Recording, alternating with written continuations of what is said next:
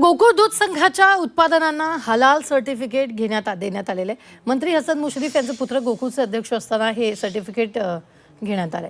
तूप, लोणी, दूध पावडर यासाठी हे सर्टिफिकेट घेण्यात आले। तर हलाल सर्टिफिकेटची गोकुळला गरज काय असा सवाल आता उपस्थित करण्यात येतो। त्यामुळे नव्या वादाला तोंड फुटण्याची शक्यता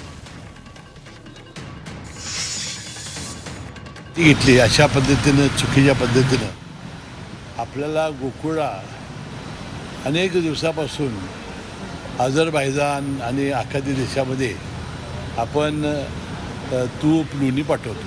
त्यासाठी अशा सगळ्या इंटरनॅशनल निर्यातीसाठी अशा सर्टिफिकेटची आवश्यकता असते आणि ते फार 2022 सालीच काढलेलं आहे। नवीन मुश्रीफ तर आत्ताच चेअरमन झाले।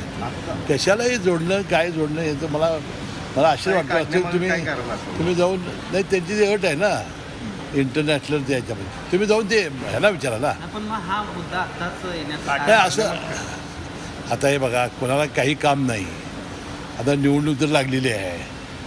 आता निवडणूक लागल्यानंतर जे निवडणूक लागणार नाही म्हणतो ते त्यांना आता अशा काहीतरी गोष्टी लागत आहेत। वास्तविक तुम्ही हे प्रशासनाला जाऊन विचारलं पाहिजे।